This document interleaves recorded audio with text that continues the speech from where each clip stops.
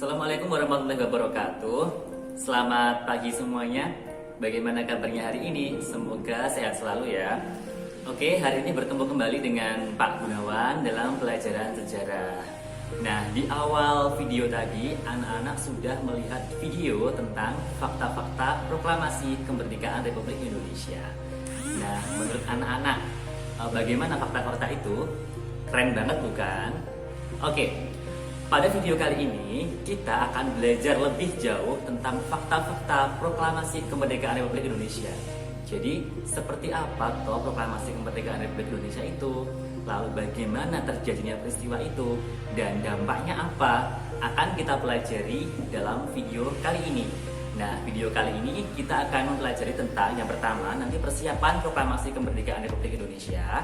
Kemudian peristiwa proklamasi kemerdekaan Republik Indonesia, makna proklamasi kemerdekaan Indonesia, hingga ke respon bangsa Indonesia terhadap proklamasi kemerdekaan Republik Indonesia. Nah, seperti apa akan kita pelajari pada video kali ini. Semangat ya!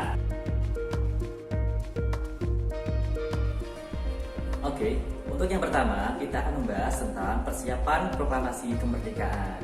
Jadi, proklamasi kemerdekaan dilaksanakan, persiapannya dilaksanakan di Rumah Laksamana Maida di Jalan Imam Bonjol nomor 1 Jakarta.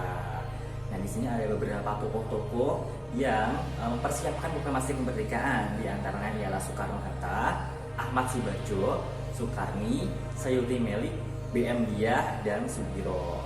Nah, di sini tokoh Insinyur Soekarno, kemudian Mohatta dan juga Ahmad Subarjo bertugas untuk merumuskan teks proklamasi kemerdekaan.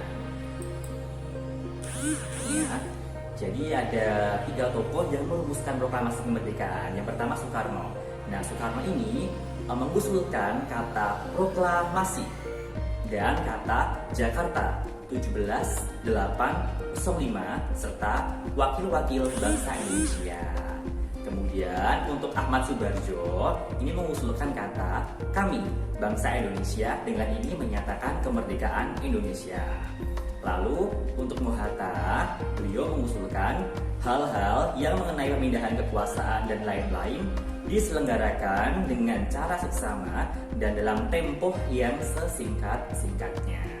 Jadi itu adalah usulan awal teks proklamasi.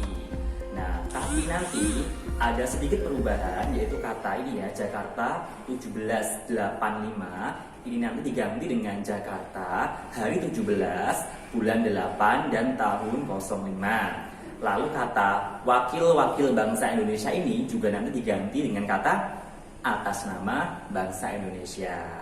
Kemudian ada juga ini ya, ada juga kata lain yang diganti, yaitu kata tempo, nanti diganti dengan kata tempo. Begitu. Oke. Nah, kemudian kita ke tokoh lain. Kalau tadi 3 tokoh itu yang merumuskan proklamasi, ada tokoh lain yang bertindak dalam persiapan proklamasi, yaitu pertama, nah, naskah proklamasi ini diketik oleh Sayuti Melik. Kemudian berita proklamasi ini disebarkan oleh B.M. Diah atau Burhanuddin Muhammad Diah ya. Kemudian bendera merah putihnya dijahit oleh Ibu Fatmawati. Lalu pada waktu proklamasi kemerdekaan itu ada sambutan. Nah, sambutan itu oleh Wali Kota Suwiryo di situ. Kemudian di sini juga ada ini ya, pengibar bendera. Jadi pengibar benderanya ini merupakan paskibra pertama yang dikibarkan oleh Suhud dan Latif Hendraningrat. Ada 2 saja waktu itu. Begitu. Jadi ini adalah tokoh-tokoh lain yang ikut berkecimpung dalam persiapan proklamasi kemerdekaan. Oke, selain tokoh ini mungkin anak-anak bisa menyebutkan tokoh lain yang belum tertulis. Siapa kira-kira? Oke, nanti akan kita bahas dalam forum diskusi kelas atau dalam forum komentar ini ya. Silahkan tuliskan tokoh-tokoh lain yang belum tertulis di situ. Oke, itu ya. Selanjutnya ini peristiwa proklamasi kemerdekaan. Jadi proklamasi kemerdekaan ini dikumandangkan di Jalan Pegangsaan Timur nomor 56 Jakarta. Kalau sekarang ini namanya Jalan Proklamasi nomor 1 ya. Nah, tepatnya itu pada hari Jumat pada tanggal 17 Agustus 45 jam 10 pagi. Nah, makanya pada saat ini kalau anak-anak ikut upacara di lapangan-lapangan gitu ya, atau mungkin mengikuti upacara dari ini, lihat-lihat di televisi upacara di kepresidenan, biasanya detik-detik proklamasi itu dikumandangkan pada pukul 10 pagi gitu ya. Oke, dan acaranya pada waktu itu sangat sederhana sekali ya. Jadi acaranya pada zaman dulu itu cuma pertama pembacaan proklamasi, lalu yang kedua itu ada sambutan dari Gubernur Suwaryo tadi, kemudian ada pengibaran bendera merah putih. Gitu, hanya itu aja acaranya. Nah, setelah itu nanti ada euforia kayak pengibaran bendera proklamasi, kemudian ada peristiwa-peristiwa lain yang membuntuti di peristiwa setelah proklamasi kemerdekaan Republik Indonesia, seperti itu. Oke.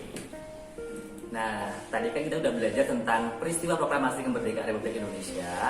Kira-kira maknanya seperti apa ya? Oke, kali ini kita akan lanjut ke makna proklamasi kemerdekaan Republik Indonesia ya. Oke, kira-kira maknanya apa sih? Jadi, makna proklamasi kemerdekaan Republik Indonesia itu yang pertama ialah sebagai tanda lepasnya bangsa Indonesia dari penjajahan bangsa asing. Tahu sendiri dong, Indonesia sudah dijajah oleh bangsa Barat maupun bangsa Jepang itu selama berabad-abad gitu. Jadi proklamasi ini sebagai tanda lepasnya bangsa Indonesia dari penjajahan bangsa asing. Yang kedua, makna proklamasi kemerdekaan ialah sebagai lahirnya negara Republik Indonesia. Lalu, sebagai modal dalam menjalankan pemerintahan dan menjamin hubungan dengan negara lain.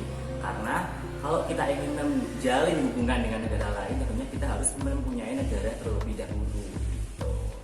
Lalu selanjutnya sebagai sumber dari segala sumber hukum yang ada di Indonesia pada awal berdirinya negara Indonesia gitu. Karena memang baru pemerintahan awal, jadi proklamasi ini sebagai hukum dari segala sumber hukum awal di Indonesia gitu. Nanti setelah peristiwa proklamasi ini barulah nanti akan dibentuk hukum-hukum yang ada di Indonesia, seperti dibentuk DPR, kemudian dibentuk dasar negara, itu nanti setelah materi proklamasi ini. Jadi tetap semangat, saksikan video selanjutnya. Nanti di video selanjutnya akan dibahas tentang pemerintahan awal di Indonesia, gitu ya.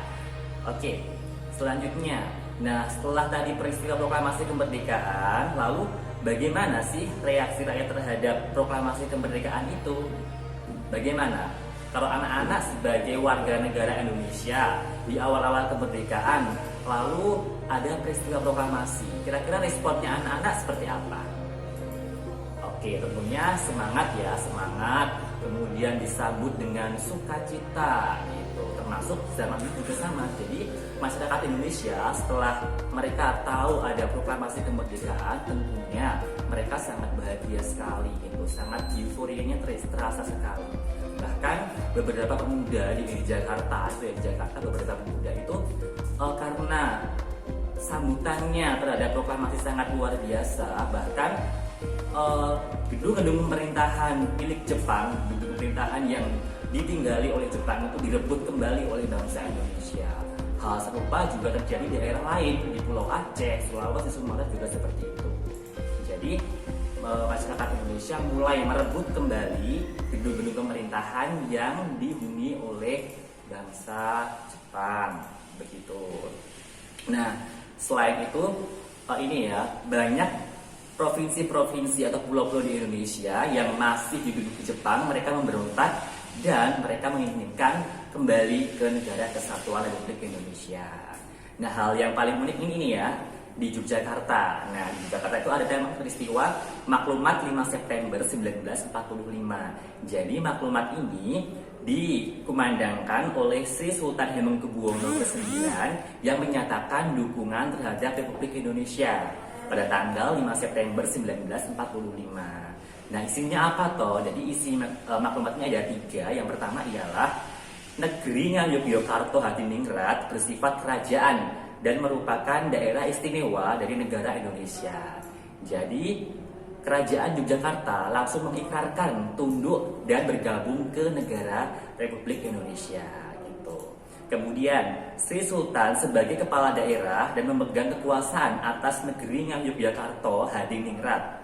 Yang ketiga, hubungan antara negeri Yogyakarta Hadiningrat dan pemerintah pusat bersifat langsung Sultan selaku kepala daerah istimewa bertanggung jawab kepada presiden gitu. Makanya dari peristiwa Maklumat 5 September 45 ini sampai sekarang status Yogyakarta merupakan status daerah istimewa yang berbeda dengan daerah-daerah lainnya karena memang sejarahnya sangat luar biasa ya di Yogyakarta seperti ini.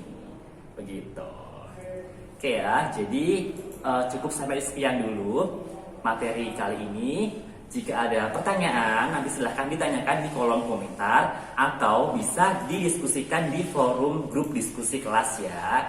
Jadi terima kasih hari ini. Bila ada kekurangannya saya mohon maaf. Semoga apa yang saya sampaikan bisa bermanfaat. Oke, kesimpulannya nanti silahkan di-share di forum diskusi kelas dan atau di kolom komentar ya. Tunggu instruksi dari Bapak Guru di grup.